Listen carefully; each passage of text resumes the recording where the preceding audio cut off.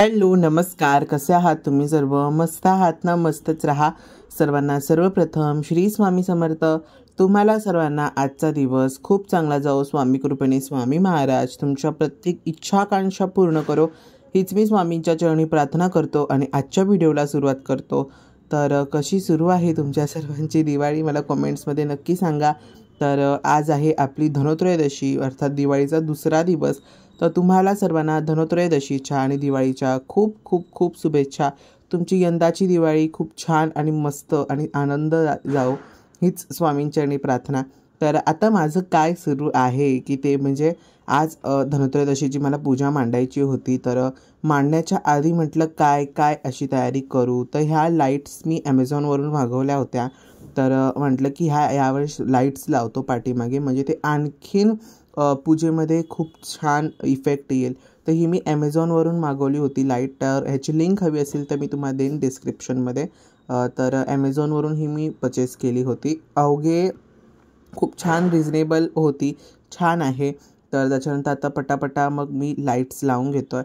आता असं काय नाही की तुम्ही सर्वांनीसुद्धा लाईट्स लावली पाहिजे, तर पण आपल्या पॉसिबल असेल तर आपण नक्कीच केलं पाहिजे. तर आता मी छान मस्त लाईट्स लावून घेतो आहे. आणि ही जी लाईट आहे ना, ही वॉर्म लाईट आहे. आणि वॉर्म लाईटमुळे काय होतं, म्हणजे जी डिस्कोवाली लाईट लावण्यापेक्षा आपण अशा प्रकारे एकच सरीची वॉर्म लाईट लावली ना, तर ती दिसायलासुद्धा खूप सुंदर आणि खूप छान दिसते. आणि जी डिस्कोची लावतो ना, ती अशी बाहेर आउटसाईडला वगैरेच छान दिसते, बाकी एनी टाईम एवढे सुंदर नाही दिसत, म्हणजे पूजेच्या मागे वगैरे. म्हणून अशा प्रकारे वॉर्म लाईटात लावा. तर आता थोडीशी ती खिचडी झाल्यासारखं वाटतं आहे, पण जेव्हा ती लाईट लागते ना, तर तेव्हा ते मात्र खरंच खूप सुंदर दिसतं. आणि मला पण खरंच खूप घाई होती. हे मी 5:45च्या आसपास करायला घेतलं होतं. एवढी मला घाई झाली होती, कारण पटापटा संध्याकाळी आपल्या दिवाळीच्या आपण पूजा मांडायच्या असतात. तर मग पटपट म्हटलं काय करू, मग अशा प्रकारे झटाझट लावून टाकल्या लाईट्स. अगदी वेळ नसतानासुद्धा पटापटा लावून घेतल्या लाईट. आणि असं आता मी तुम्हाला सांगतो, तुम्ही ह्याच्यावर प्रभावळ जर बनवली ना, तर ज्या आपल्या मेघाताईंनी बनवल्या होत्या तशा प्रकारच्या जरी तुम्ही प्रभावळ बनवली, आता माझ्या डोक्यात प्लॅन तसा आहे, ते तुम्हाला मी सांगेन पुढे. तर बघा लाईट्स लागल्यावरती ना इतकं सुंदर दिसायला लागतं आहे. म्हणजे आता काय माहिती तो कॅमेरा आहे तेवढं कॅचअप करतो आहे की नाही, पण जेवढं मी पाहिलं आहे ना माझ्या डोळ्यांनी, तेवढं खरंच खूप सुंदर आज दिसतं आहे आणि छान दिसतं आहे. आता चला पटपट पुढच्या पूजेची मला मांडणी सुरू करायची होती.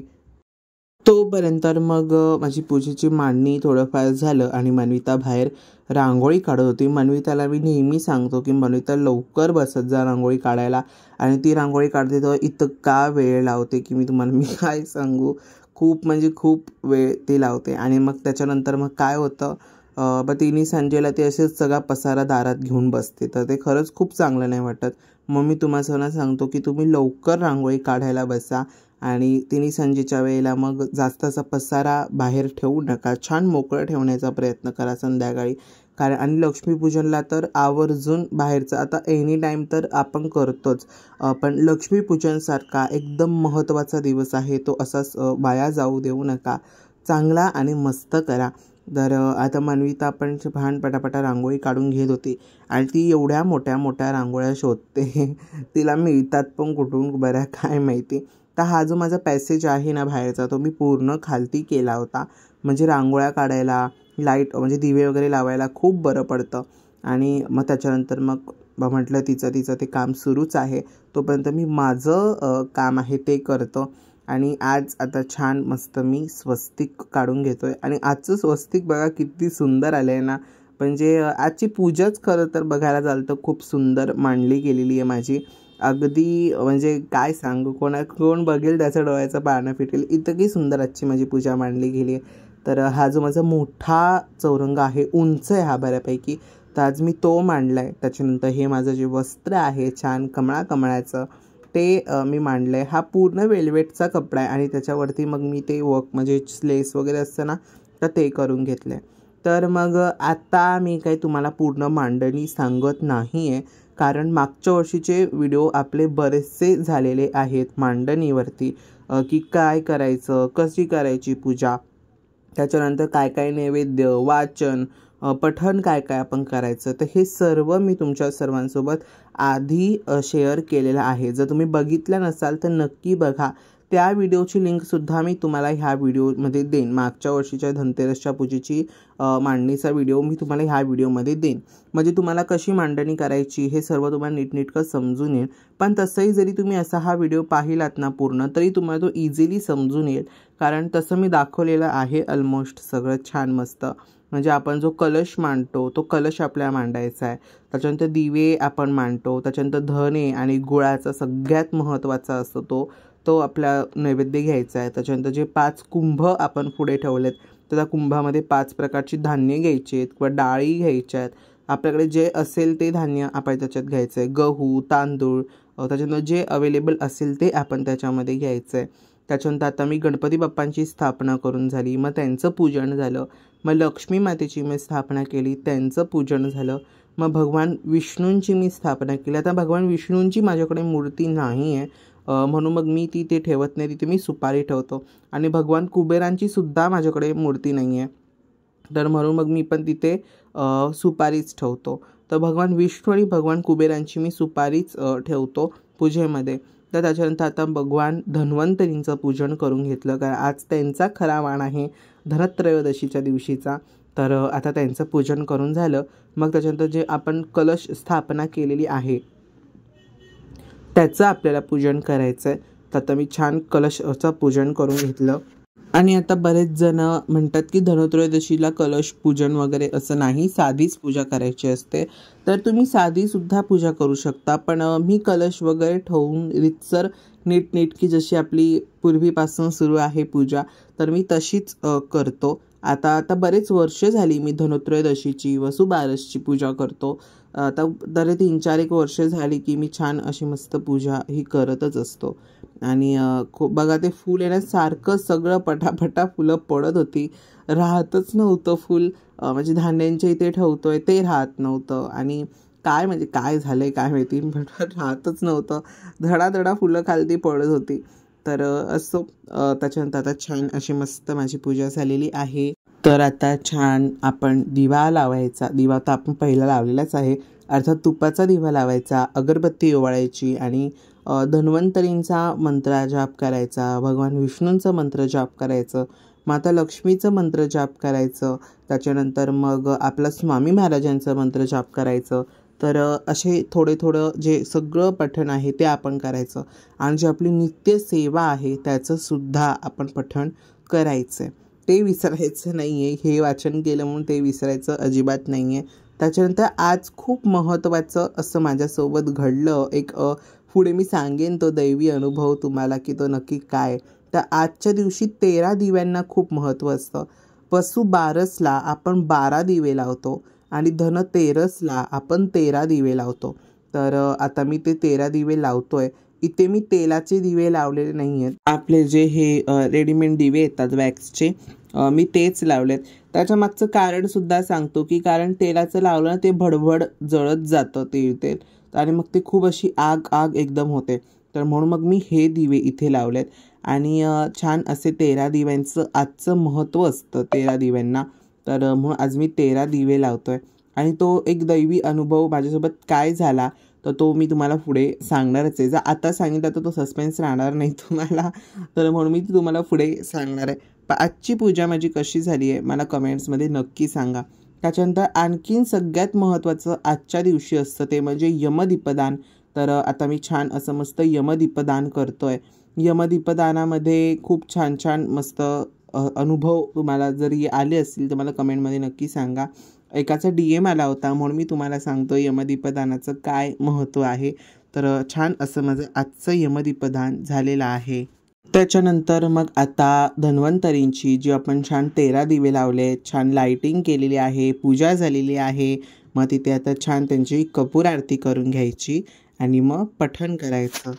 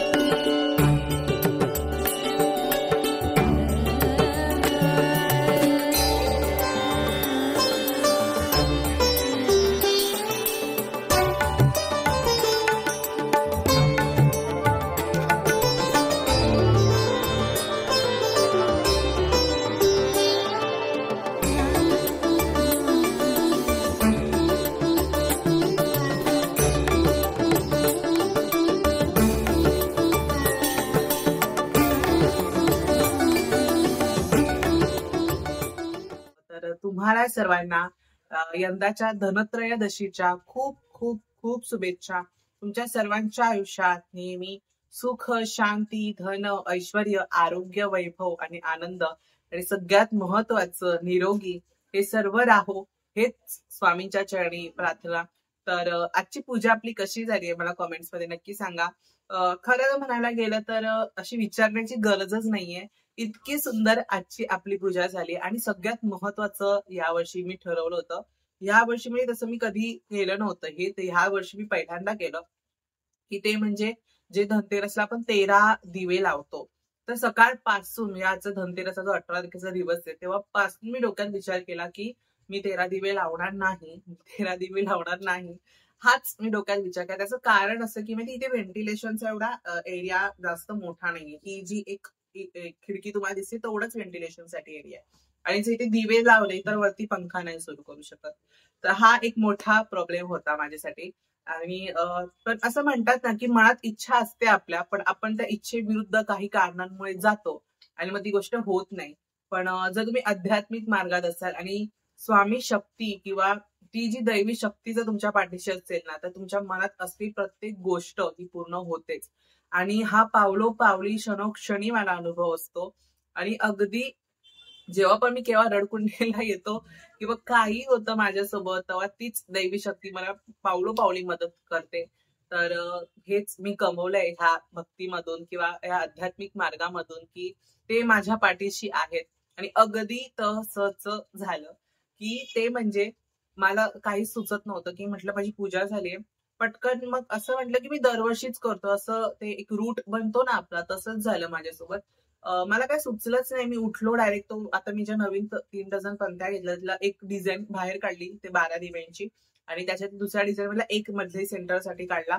आणि मग नंतर मग तो दिवा ठेवला, म्हणजे ते सगळं ठेवलं. परत मग मी वॅक्सचे दिवे घेऊन आलो. म्हटलं कारण आता ते असं भडभड भडभड जळत जातं वाती वगैरे, सो म्हणून मी तेवढं वापरलं नाही, म्हणून वॅक्सचे दिवे लावले.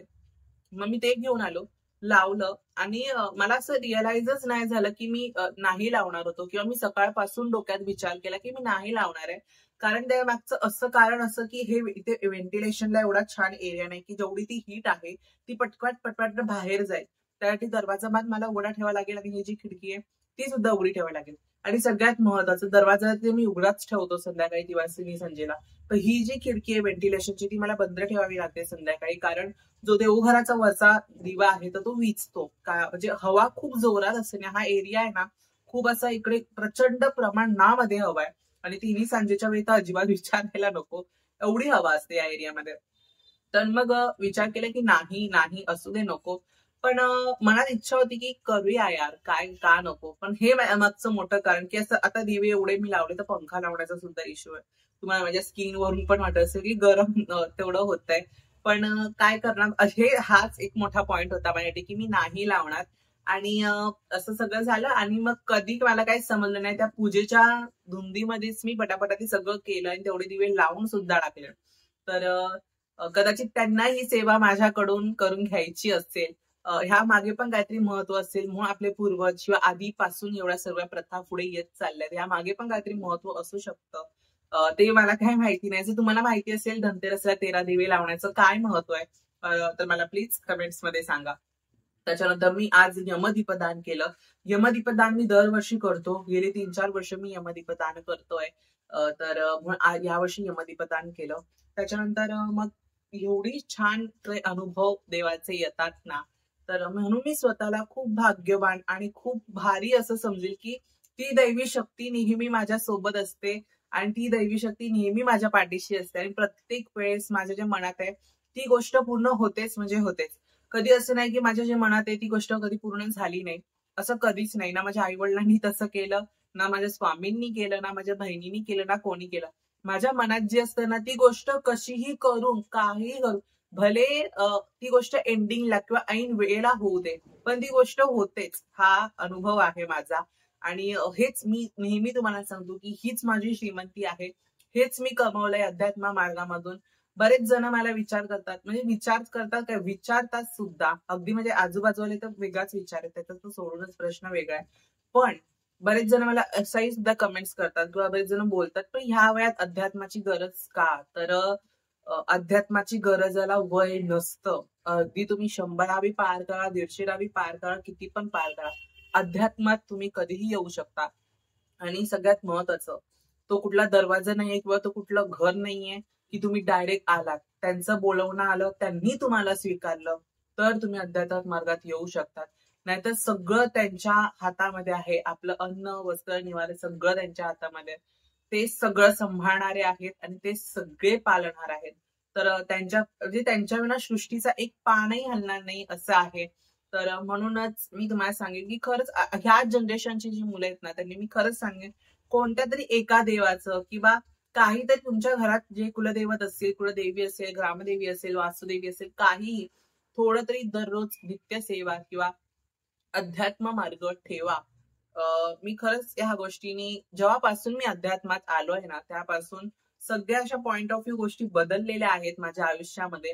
खूप म्हणजे खूप गोष्टी बदलल्यात. आता ह्या वर्णाला ते जातच आहे, म्हणून मी तुम्हाला सांगतोय तो टॉपिक. तर असो, ह्याच्यावरती एक पूर्ण व्हिडिओ मी नक्की बनवेन एक दिवस की मला दैवी शक्तीने काय काय मदत केली किंवा काय आहे अध्यात्म, ह्याच्यावरती मी नक्की एकदा व्हिडिओ करेन. पण आता लक्ष्मीपूजन केव्हा करायचं, मला डीएम्स आले होते म्हणून तुम्हाला मी सांगतो की लक्ष्मीपूजन हे 21 तारखेला करायचं आहे आणि लक्ष्मीपूजनचा जो मुहूर्त आहे तो 6 वाजून संध्याकाळचा आहे. 6 वाजून 11 मिनिटं ते रात्री 8 वाजून 36 मिनिटापर्यंतचा हा लक्ष्मीपूजनचा मुहूर्त आहे. तर ह्या लक्ष्मीपूजनच्या ह्याच्यातच म्हणजे ह्या वेळेत म्हणजे 6 वाजून 11 मिनिटं ते 8 वाजून 36 मिनिटांमध्येच आपलं लक्ष्मीपूजन करायचं आहे. तर लक्ष्मीपूजनसाठी सुद्धा छान छान अशा मस्त आयडियाज माझ्या डोक्यामध्ये आहेत आणि ती दैवी शक्ती ती गोष्ट पूर्ण करून घेणार ह्या गोष्टीचा मला 113% विश्वास आहे. आता बघू काय होतंय, स्वामी आणि देवी आई काय करून घेते माझ्याकडनं किंवा काय ते देवीचं स्वरूप माझ्या समोर येतंय की साक्षात. आणि माझा नेहमी एक विचार असतो की मी नेहमी कुठलंही असू दे किंवा काही अगदी माझ्या मरणापर्यंत मी लक्ष्मीपूजनला आई कोल्हापूर अंबाबाईचंच स्वरूप ठेवेन. कधी जर काय चेंज झाले तर आय डोंट नो, की तिच्या हातात आहे ते सुद्धा, की तिला कुठल्या स्वरूपात माझ्या घरात लक्ष्मीपूजनला बसायचंय हे तिच्या हातात आहे, माझ्या हातात नाहीये. ह्यांनी ती सगळं करून घेणार आहे. बघू आता ती. पण माझं अट्टाहास हाच असतो की मला कोल्हापूर महालक्ष्मी जी अंबाबाई आहे तिचं स्वरूप मला लक्ष्मीपूजनाच्या दिवशी हवंय, कारण ती खरी महालक्ष्मी आहे कोल्हापूरला जी आहे ती. असो आता बघू, ती सगळं करून घेणारी आहे, तीच पालन करतात, तीच सगळं आहे, बघू ती करून घेऊ. तर तुमच्या सर्वांच्या मनातले प्रत्येक डाऊट्स क्लिअर झालेच असतील. आणि आता मला एवढा घाम, खरंच अवतारावर माझ्या जाऊ नका, एवढं आता सगळं घाम बिम आलाय सगळं, खरंच अवतारावर जाऊ नका माझ्या.